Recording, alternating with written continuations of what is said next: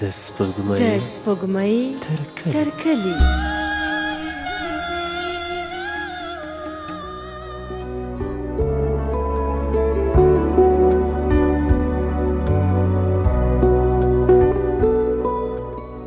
د سپوږمۍ تر کلي خپرونې قدرمنو دوستانو سلامونه. بیا هم د مینې د نن په لومه کې ناول درېیمې برخې ته په خیر راغلاست. لونګ او جمعه ګل ماما یې ناڅاپي تګ ته حق حیران سول.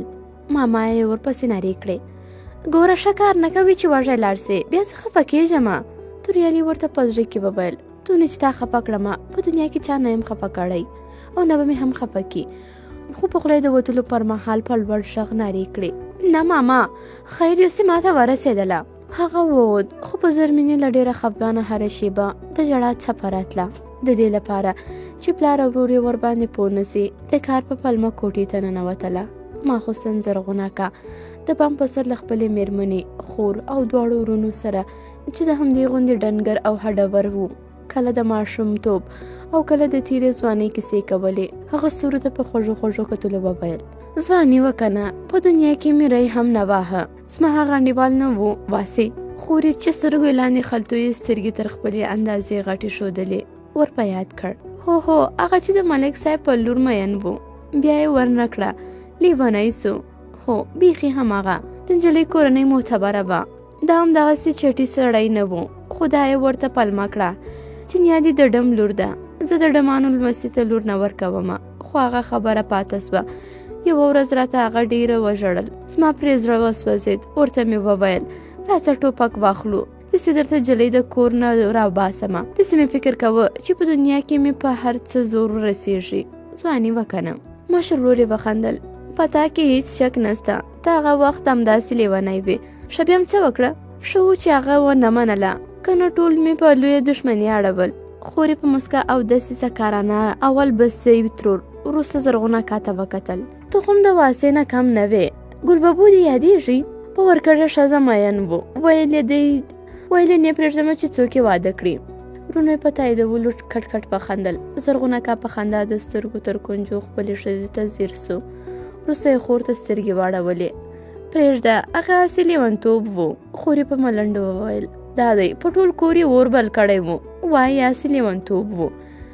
بسې ترور به کله کله تر سترګو لاندې ملغلرې ته په اندېښنه وکتل چې کله به بام ته راغله او کله به نارامه بیرته لاندې برنډې ته په اوبو پسې کېوتله چې جوړ سوي که نه.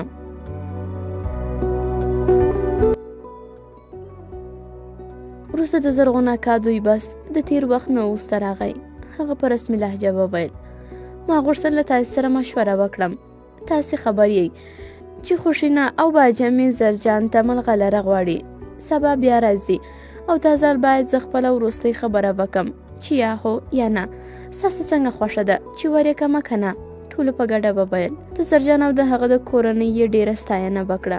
ملغلره یې د همدې کورنۍ وړ وبلله. یوازې هغوی په ډوبه ساه اخیستې بلې خوا ته وکتل.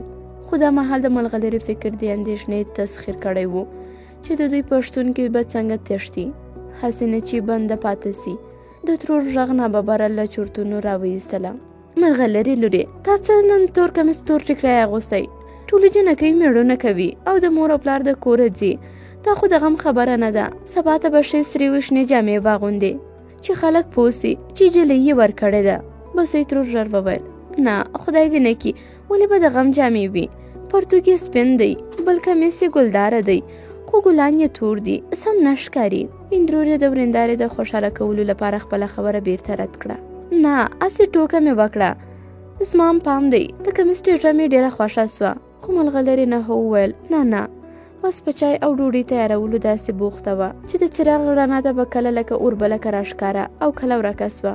توریالی او زلمی د خپل کور څخه څو پټۍ ختیځ خوا ته د نورو درمندونو په منځ کې خپل درمند ته په بېلابېلو کټونو پراته وو. هغوی د کوم درمند خاوند سره په ترنم لنډۍ جنګي کوله. له هغه ځایه غږ سو چې دوه مین چېرته ولاړ وي، په نورو خلکو د ړندو ګمان کوي نه. زلمي ځواب ورکړ، مین د خدای ګناهګار نه دی، په ښایسته او د هر چا مینه راځي نه. د کوم لرې درمند نه غږ راغی، زه په مین سړي پوهېږم، یو یې رنګ ژیړ وي، بل یې شونډې وچې وي نه. لومړي کس بیا وویل د مینې زور راته معلوم سو که مې هندو په خور مین سیور به یې کړمه.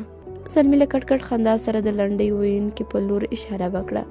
درواغ وایي ولا چې څوک ورته ووایي چې په خور دې مین یم که یې ژوندی پرېږدي که نه خور یې ښه ښایسته ده په خدای که به یې ټول وطن کې جوړوي. زلمي وروستۍ خبره په داسې افسوس وکړه چې د توریالي پام یې ځان ته واړوه. هغه وویل دا خو لنډۍ ده نو په رښتیا خو یې نه وایي. زلمی جدي سو. بیا دې بیخي نه وایي دروغ نو ولې وایي. توریالي ته د هغه خبرې د زړه د درده ښکاره سوې. د نورو درمندونو ترمنځ هماغسې د لنډیو سیالۍ روانه وه. خو زلمی ناڅاپه په کټ کې نیغ کښېناست. وروسته یې ځان ښه د توریالي خواته تاو کړ. په ټیټ غږ یې وویل رښتیا راته ووایه زرمینې ته دې اول ځل څنګه وویل چې ورباندې مین یې؟ دا خو ډېر سخت کار دی. توریالي سر راپورته کړ او د هغه سپین مخ ته چې اوس د څراغ رڼا ته یو ډول ژړبخون سور ښکاره سو. ځیر سو. زلمي ژر زیاته کړه چاته نه وایم باور وکړه قسم درته خورمه. توریالی پاڅېده کښېناست او په کلکه یې وویل ګوره روکیه تا ته به ټوکې ښکاري خو که بل چېرته دې زما او هغې په هکله ویلي وو او هغې ته دې کومه لانجه جوړه کړې وه بیا ونه وایې نه اخوا هسې در سره ټوکې کوم. ټوکې هم مه کوه غرمه د نږدې راباندې خبره کړې وه. ښه صحیح ده خو ما در سره واده وکړه که نه چاته نه وایم. که مې وویل بیا هغه ساعت هغه مسله هغه وخت به ناوخته وي. بیخي پوه سومه. ښه ته ووایه که نه چې اول دې څنګه ورته دا خبره یاده کړه. توریالي سترګې لنډه شیبه بیا د هغه په مخ تم سوې. په زړه کې یې وګرځېد لکه چې مین دی خو تر اوسه یې ورسره خبرې نه دي کړي. وروسته یې وویل که رښتیا ووایم هغه مې د ډېره پخوا نه خوښېدله. په دې وخت کې یې د خپل کور له بامه د پلار ناره واورېدله.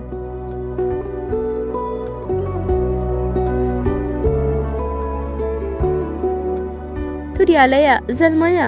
زلمي هم په لوړ غږ ځواب ورکړ څه وایې پلاره یو کس کور ته راشئ ښه درغلو. زلمي بیرته مخ توریالي ته واړوه او په برابر غږ یې ورسره مشوره وکړه ته ځې که زه ولاړ سمه زما ولا لږ لږ ملا خوږېږي ګېډې درنده وکڅوله ځه لاړ سه چاته ووایه چې ملا او پښې دې غوړې کړې. ښه زه لاړمه خو کیسه به راته بل وخت حتمي کوې.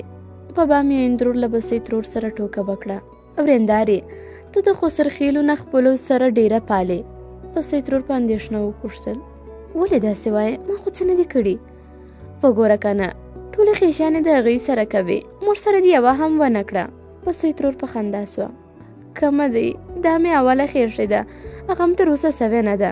اندرور یې په خندا سوه دا مې د دې دپاره وویل چې په مور دې هم پام وي مخکې د مخکې مې خبره کړې.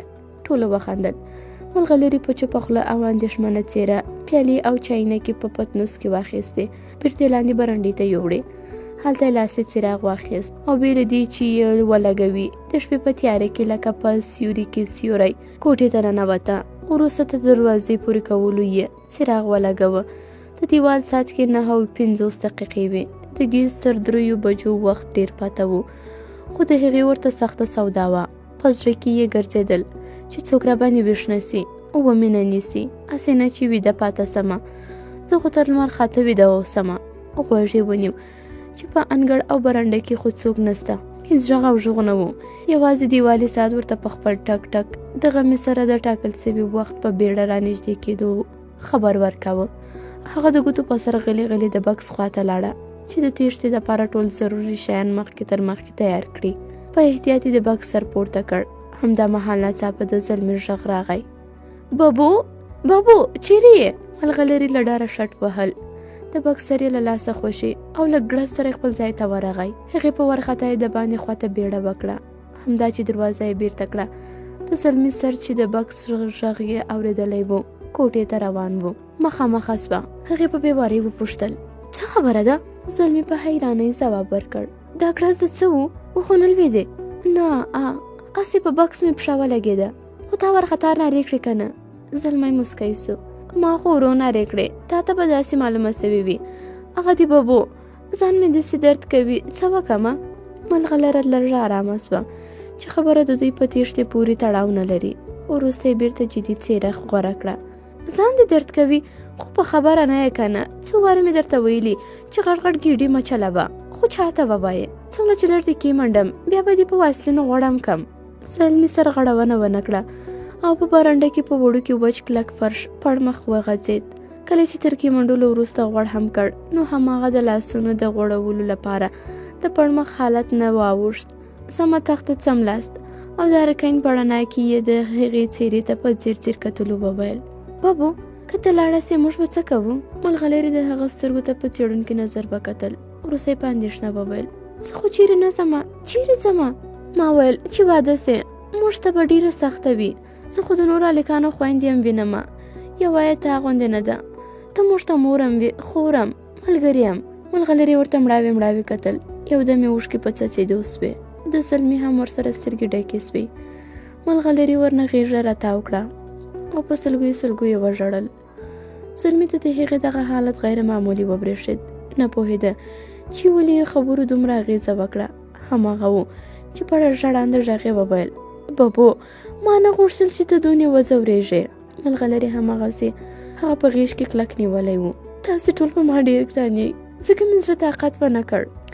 زه پوهېږم ته هم په ما ګرانه یې که نه، ځکه مې وویل چې کله ته نه یې موږ ته سخته ده.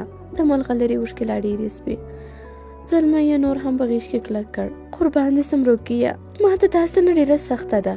وروسته یې زلمی چې د لاس پر شا یې سترګې پاکولې خوشې کړ او لکه د ځان سره چې وایي ویې ویل: کاشکې داسې وای چې سړی هېڅکله د کور نه نه لرې کېدی. خیر دی بابو، اوس هم خدای مهربانه دی، دونه نه لرې کېږې. بیا دې ځم داسې نه پرېږدمه، هر وخت دې پوښتنې ته درځم.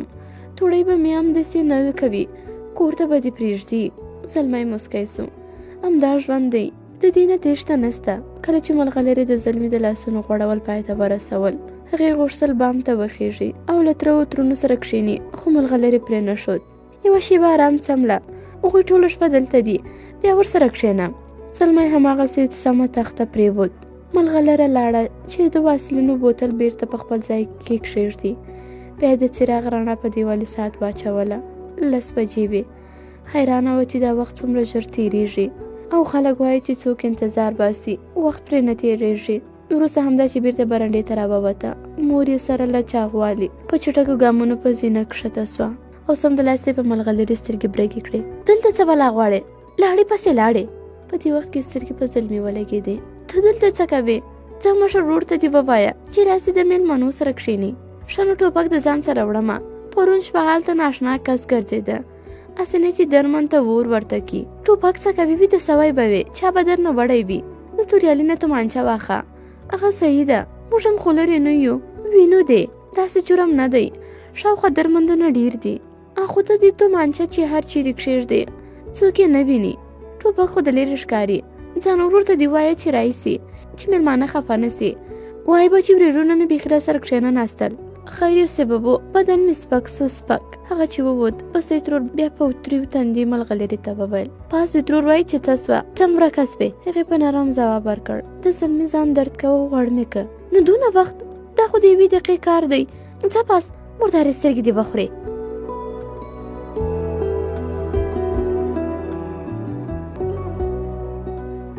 ملغلرې مړاوې ور وکتل او وروسته ورپسې بام ته وختله. هلته یې پلار خپلې خور او ورونو ته وینا کوله. اوس ځوانان ډېر خراب سوي، مشر او کشر نه پېژني، غټ غټ به غږېږي. خور یې غبرګه کړه: راډیو تلویزیونونو خراب کړي، کاپیران ګوري. بیا د یم وایي زما په ژوند د بل چا څه، خپل مور او پلار بل څوک ګڼي. دې ته وګوره، بعضې جنکۍ خو یې بیخي بې لارې کړي. نه پوهېږم که نه، ښه ته یې خپل سر ته پرېږده. څه د خپل ژوند نه به څه شی جوړ کړي، خو برباد به یې کړي. لکه وزه یا غوا یې په غره کې ازاده خوشي که، ته راسه، خو ځناور به یې وخوري. خلاص. په دې وخت کې د ترور خلطه‌داره سترګې په ملغلرې ولګېدې. ورباندې غږ یې کړ: واه لورې، زه خوشحاله ومه چې ورېرونه به ووینمه. تاسې هم زما څنګ ته کښېنه ناستلی. ته راسه زما څنګ ته کښېنه. کله چې ملغلره کښېناستله، هغې ترې لاس تاو کړ او په ټوکې یې ښه ځان ته راټینګه کړه. ملغلرې د زړه په زور مسکا کوله. هغه ډارېدله چې ترور یې د پخوا په شان د خوب پر وخت د ځان سره څه نملوي، بیا خو به بنده پاته سي. له بله پلوه غمي به اوس تیاري نیولې وي چې وروسته په 3 بجو باغ ته راسي. د هرې شېبې په تېرېدو د ملغلرې نننۍ لالهندۍ لا زیاتېدله، خو مور یې کله ناکله د هغې د غیر معمولي حرکاتو له امله سترګې په چورت واړولې. دغه کار د هغې اندېښنه نوره هم زیاته کړه. هسې نه چې ادې مې پوسوي وي، همدا مهال د انګړ د دروازې ګړز سو. ملغلرې شټ وهل. ترور یې په کټ کټ خندا وپوښتل ته خو سخته بیریدونکې یې ولې؟ ملغلرې په معصومانه مسکا ځواب ورکړ نه زه د شپې ډېره ویرېږم. ښه بیا نو زما څنګ ته څمله هماغه د پخوا غوندې لاس به در باندې واچومه. په یاد دې دي سبا پورې به ارام خوب وکې. د ملغلرې زړه درز وکړ. دا هغه څه و چې ترې ډارېدله. ځکه یې چټک وویل نه دونه نه ډارېږم. همدا شېبه توریالی بام ته وخوت. سترګې یې وګرځولې. بیا یې وویل لکه چې داسې چای څښلی دی. مور یې غږ وکړ چای دم کی پاڅېږه جلۍ اله ورور دې چای غواړي. همدا چې ملغلره پاڅېدله ورسره سم کشر تره یې خپل څادر په ډنګرو اوږو واچو او د کور ته تګ لپاره یې له ټولو سره خدای پامانی وکړ. دواړه یو ځای برنډې ته کوز شول. تره یې سیخ ووت او هغې چایبر په نغري کښېښود. تر لږ ځنډ وروسته اوبه جوش سوې. کله چې توریالی چای وڅښه هغه چایبر او پیالې بیرته برنډې ته یوړې او سمدلاسه کوټې ته ننوته. ویې لیدل چې وخت د 11 بجو نه هم اوښتی دی. ژر خو په احتیاط د بکس نه 2 جوړې جامې راواخیستې. په دسمال کې یې تاو او د سر په سر قاطع سوي بړستونو څنګ ته یې کښېښودلې. خپله بیرته بام ته وخته. مور یې په خپل کټ کې ویده وه خو توریالی او پلار یې له میلمنو سره د سږني کال په حاصلاتو غږېده چې د چا به زیات سي او د چا کم. ملغلرې د ترور څخه بخښنه وغوښتله او په خپل دایمي ځای کې چې زینې ته نږدې وه سمه تخته پرېوتله. هغې ستورو ته کتل خو ټول پام یې ناستو کسانو ته و چې کله به ویده کېږي. حسینه چې تر سهاره کښېني په همدې چورتونو کې خپله ویده سوه. ملغلرې او غمي د شپې په تیاره کې د یو بل لاس نیولی او منډې وهلې. تر شایه پلار مور او دواړه ورونه ورپسې وو چې وینیسي.